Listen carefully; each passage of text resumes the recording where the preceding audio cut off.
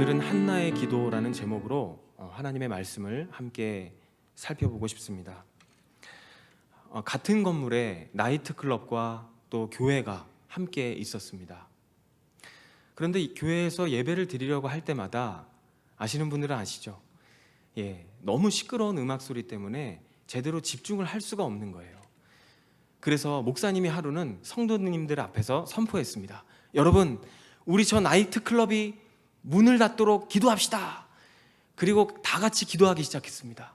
그렇게 얼마간 함께 기도하고 난 뒤에 어느 날 갑자기 나이트클럽 주인이 소송을 걸었습니다. 소송을 걸면서 하는 말이 손해배상을 청구하라는 것입니다.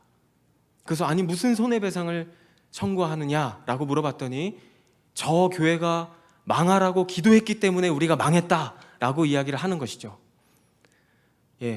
이제 그 공적인 자리에서 모여서 우리에게 손해를 배상해라 하는 그 자리에서 주인이 이야기했을 때 목사님이 이런 이야기를 합니다. 그 정말 기도한다고 망하겠어요? 아니 교회가 기도해서 우리가 망했다니까요. 설마 교회가 기도했다고 망하겠습니까? 누구의 믿음이 더 좋습니까? 누구의 믿음이 더 좋습니까? 나이트클럽 사장님의 믿음이 더 좋은 것 같습니다.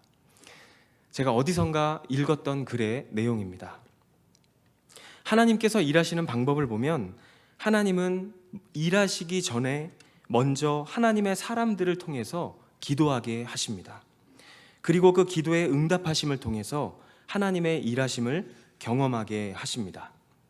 성경에도 수많은 사람들의 기도를 통해서 하나님의 일하심을 경험하게 하시는 장면들이 많이 나옵니다. 우리가 잘 알고 있는 모세도 아주 중요한 순간마다 손을 들고 하나님 앞에 기도하거나 부르짖었던 것을 우리는 기억합니다. 여호수아도, 아브라함도, 그리고 야곱도, 다윗도, 예수님도 중요한 순간마다 하나님께 기도하셨고, 그리고 베드로가 감옥에서 풀려났을 때에도 교회가 베드로를 위해서 기도하고 있었다는 것을 우리는 알 수가 있습니다. 이러한 사실들을 통해서 우리가 알 수 있는 것은 무엇입니까?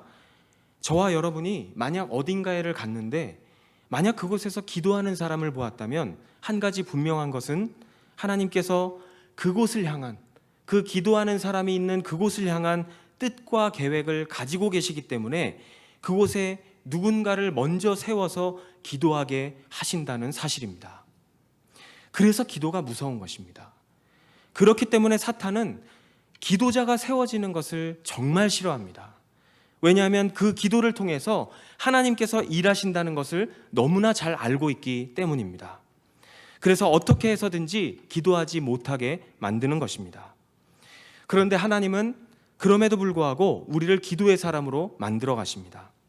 오늘 말씀에 보면 하나님이 우리로 하여금 기도하게 만드시는 방법 가운데 하나가 등장하고 있는 것을 볼 수가 있습니다. 어떻게 기도를 시키시는가 하면 지극히 개인적인 문제를 가지고 기도하게 만드시는 것을 우리는 볼 수가 있습니다. 오늘 본문에는 너무나 평범했던 한 불임 여성의 이야기가 나옵니다. 우리가 잘 알고 있는 한나의 이야기입니다. 이 고대 사회에서 자식이 없다는 것은 곧 그 집안에 미래가 없다는 것이나 마찬가지입니다. 미래가 보이지 않았던 이 한나의 상황은 미래가 보이지 않았던 사사시대 이스라엘 민족의 상황이기도 했습니다. 완전히 어두웠던 시대죠. 법치가 완전히 무너지고 백성들은 각자 자기 생각을 기준이라고 우기면서 싸우다 보니까 나라가 완전히 엉망진창이 되어버렸습니다. 정말 미래가 보이지 않는 것이죠. 하나님은 한나에게 그런 상황 속에서 기도 제목을 주십니다. 임신을 하지 못해서 임신하게 해달라는 기도였죠. 하나님은 한나로 하여금 하나님 앞에 나와서 기도할 수밖에 없게 만드셨고, 한나는 하나님께 매달리면서 정말 나에게 제발 자식을 달라고 그렇게 아파하면서 기도하는 과정 속에서 이 민족을 이끌어 나갈, 우리 집안뿐만이 아니라 이 민족을 이끌어 나갈 하나님의 자녀가 없다는 사실을 깨닫게 됩니다. 그러면서 이런 고백을 하게 됩니다. 하나님, 저에게 아들을 주시면 그 아들을 하나님께 드리겠습니다. 하나님과 약속하게 됩니다. 사랑하는 여러분, 왜 하나님은 우리에게 고통을 허락하십니까? 가정의 문제, 자녀의 문제, 직장과 사업장의 문제, 관계의 문제, 물질의 문제, 이러한 문제들 때문에 우리는 고통을 느낄 때가 많이 있잖아요. 하나님은 아무 목적 없이 사랑하는 자녀에게 괴로움을 주시는 분이 아니라는 것입니다. 오늘 본문은 하나님께서 우리의 삶에 문제를 허락하시는 이유, 그것은 우리가 하나님 앞에 나아가 기도하기를 원하고 계신다는 것입니다. 문제 없으신 분 계세요? 혹시 우리 중에 삶의 문제가 없으신 분 계십니까? 아마 없을 것입니다. 그런데 성경이 우리에게 말씀하는 것은 무엇입니까? 우리를 힘들게 하는 이 삶의 문제들은 그저 나 한 사람의 문제가 아니라는 것입니다. 내가 느끼는 이 고통 속에는 한 시대의 고통을 해결하기를 원하시는 하나님의 뜻이 담겨져 있다고 성경은 말씀하고 있는 것입니다. 우리 가운데 삶의 문제로 힘들어하는 분이 계시다면 힘들어 주저앉지 마시고 그 문제를 가지고 하나님 앞에 나오시기를 축복합니다. 하나님이 기다리고 계시는 것입니다. 제가 대전에서 자취를 할 때, 한국에서 대학교 때 자취를 하는데 쌀이 떨어졌습니다. 그래서 아버지에게 전화를 했습니다. 아버지, 쌀 떨어졌습니다. 그래, 너 잘 지내니? 아버지하고 잠깐 통화를 하는데, 아버지, 저 쌀 좀 보내주세요. 그래, 쌀 저 준비해 놓을 테니까 한번 집에 와라. 예, 아버지, 근데 그냥 우체국에 보내주세요. 우체국으로 택배로 보내주세요. 그래도 한번 오지 그러냐. 몇 번은 갔어요. 가서 쌀을 가지고 왔습니다. 그런데 무엇이 필요할 때마다 저희 아버지는요, 집에 와서 가져가라는 거예요. 그래서 아니, 택배가 없는 것도 아니고 우체국이 없는 것도 아닌데 왜 우리 아버지는 늘 와서 가져가라고 하실까? 그래서 제가 가지 않았습니다. 그랬더니 아버지가 오셨어요. 왜 그러실까? 그런데 제가 저희 집에 아이가 생기다 보니까 알겠더라고요. 보니까 아버지가 내가 보고 싶으셨구나. 내가 보고 싶으셨구나. 하나님께서 우리에게 기도 제목을 주시는 이유가 무엇입니까? 사랑하는 아들아, 사랑하는 딸아, 나와 교제하자. 나와 좀 이야기하자.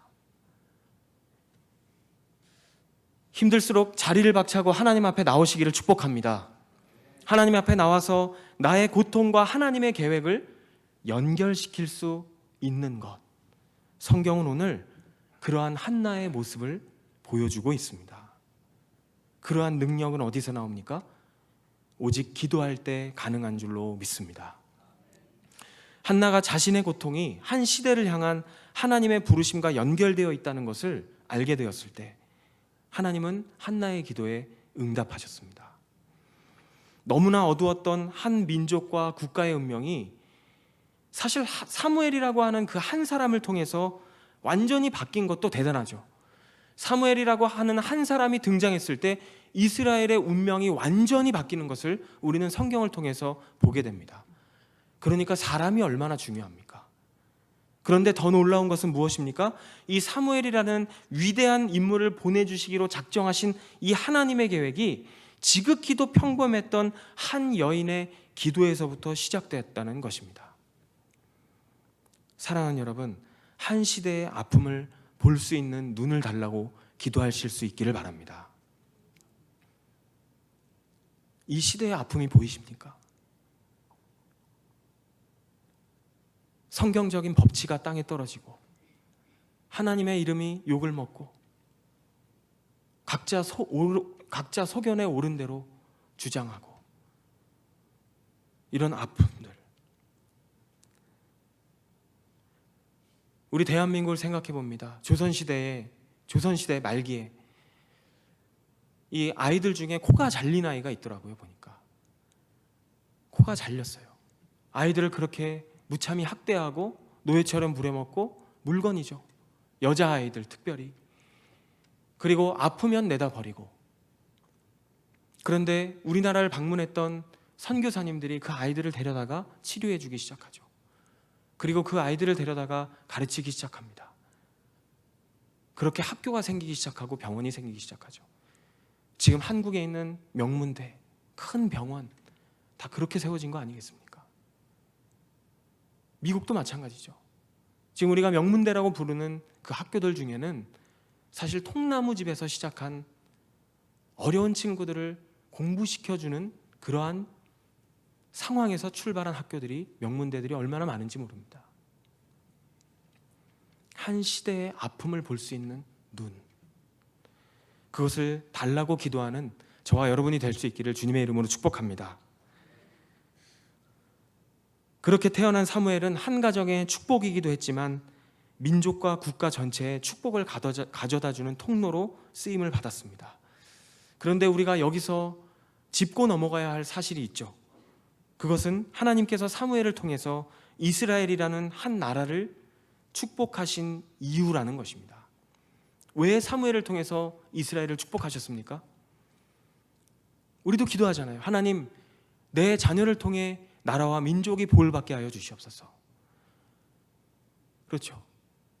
그런데 하나님께서 사무엘을 통해서 이스라엘에 복을 주신 이유는 단순히 복을 주시는 것이 최종적인 목적이 아니었다는 것입니다.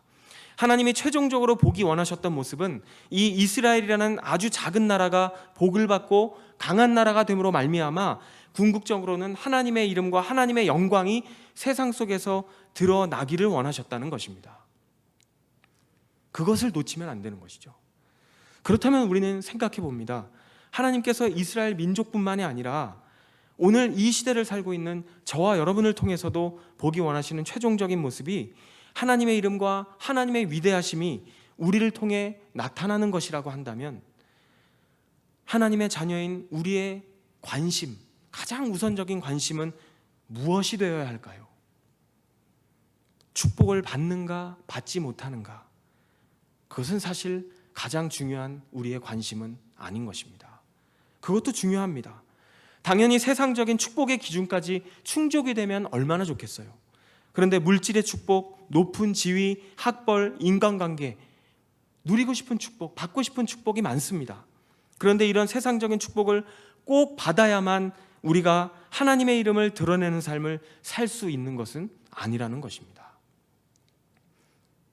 그렇다면 어떻게 하나님의 이름을 나타낼 수 있습니까? 예배를 통해서, 복음을 전하는 것을 통해서, 어려운 사람을 돕는 것을 통해서, 하나님의 말씀에 순종하는 삶의 모습을 통해서 얼마든지 하나님을 드러내고 나타내는 삶을 살 수 있다는 것입니다. 그러한 삶을 살고자 하는 사람을 하나님은 상황에 따라서 축복하기도 하시고 높여주시기도 하시는 것을 우리는 성경을 통해 발견하게 됩니다. 사랑하는 여러분, 하나님의 이름을 드러내고 나타내는 것, 그것이 우리의 삶의 최우선순위가 되시기를 축복합니다. 우리와 이곳에 모인 우리와 우리의 자녀들이 그러한 삶을 살기 시작할 때 하나님께서 때를 따라 주시는 은혜와 축복을 경험하게 될 줄로 믿습니다. 그런 의미에서 오늘 한나의 기도를 보면 한나의 기도가 시작되는 1절에 보니까 한나가 너무나 기뻐하고 있어요. 그런데 이 기쁨의 이유는 아들 사무엘 때문이 아니라는 것을 알 수가 있습니다. 더 자세히 보면 사무엘을 주신 하나님 때문에 기뻐하는 것이고 하나님 때문에 하나님께 찬양하고 있는 한나의 모습을 발견할 수가 있습니다. 1절은 이렇게 말씀합니다.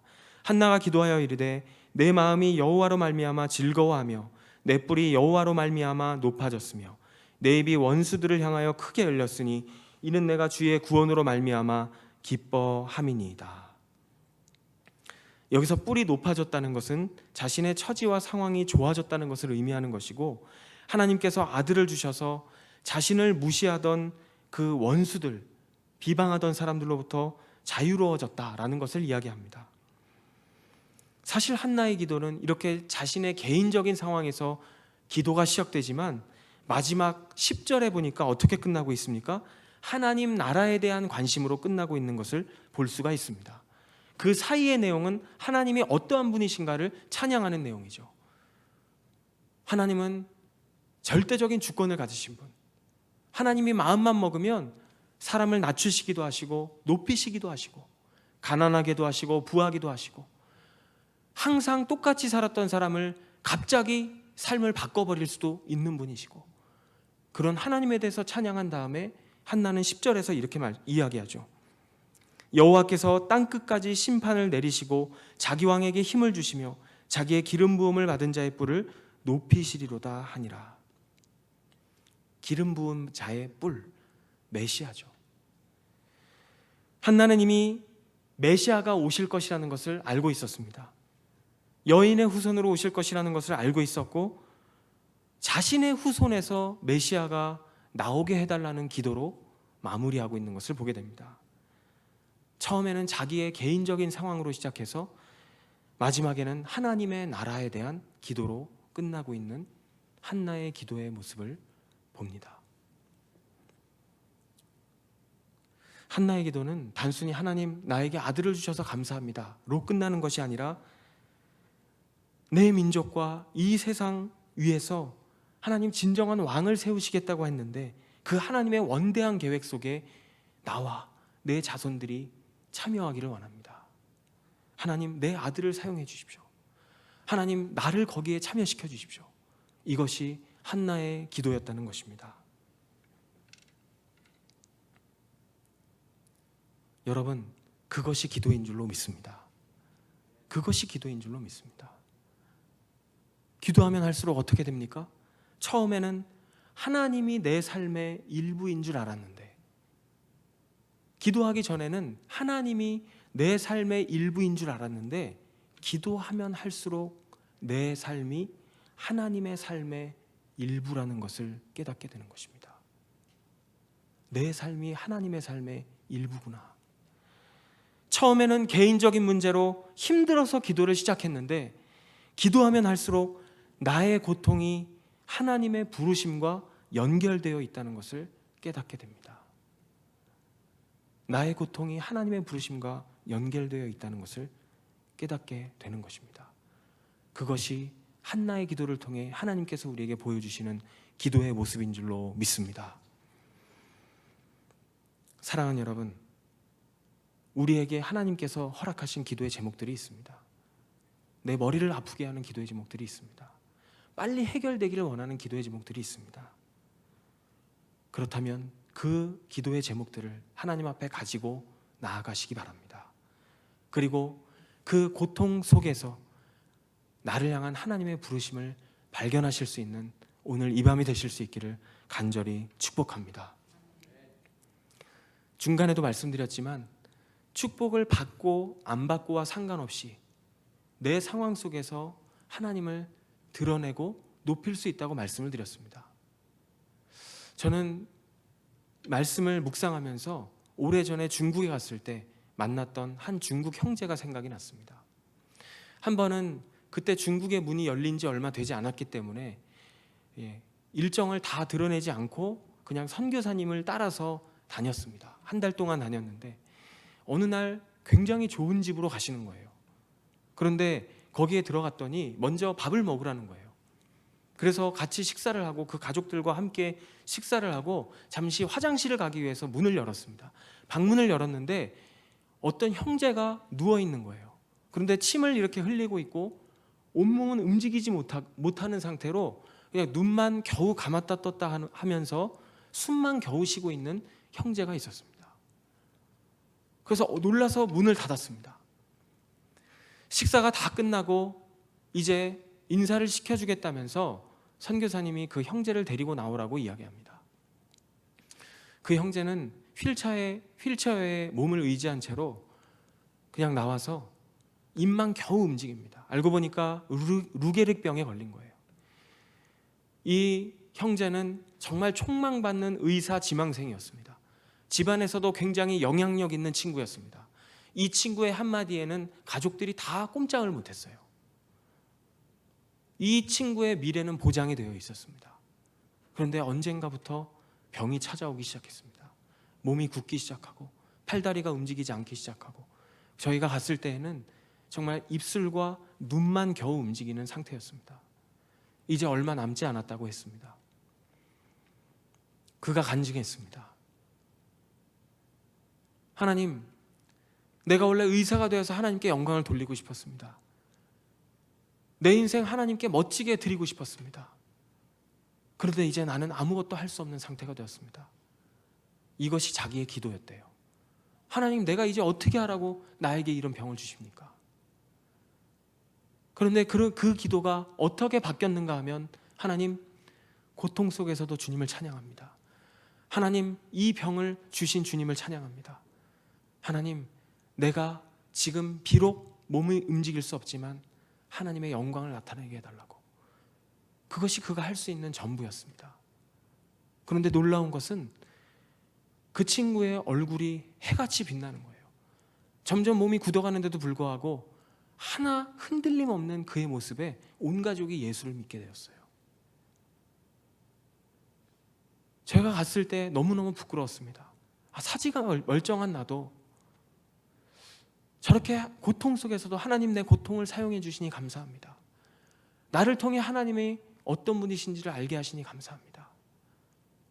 이런 고백 앞에서 나는 과연 지금까지 무엇을 하나님을 위해 살고 있었을까?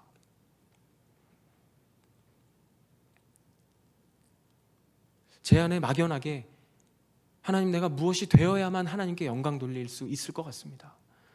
하나님, 내가 어느 정도 선까지는 올라가야 내가 주님의 이름을 드러낼 수 있을 것 같습니다. 라는 생각이 제 안에 있었던 것 같습니다. 그러나 그날 이후에 하나님은 제 생각을 완전히 깨뜨리셨습니다. 사랑하는 여러분, 지금 내가 있는 그 자리에서 하나님을 드러낼 수 있습니다. 하나님을 찬양할 수 있습니다.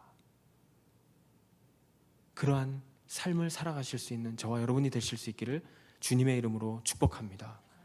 우리의 삶에 어려움을 가져다주는 그 문제들, 그것을 하나님 앞에 가지고 나가기 시작할 때 하나님께서 우리를 향한 부르심이 무엇인지를 알게 하실 줄로 믿습니다. 그렇게 주님께 귀하게 쓰임받는 저와 여러분이 되실 수 있기를 주님의 이름으로 축복합니다. 우리 기도하시겠습니다.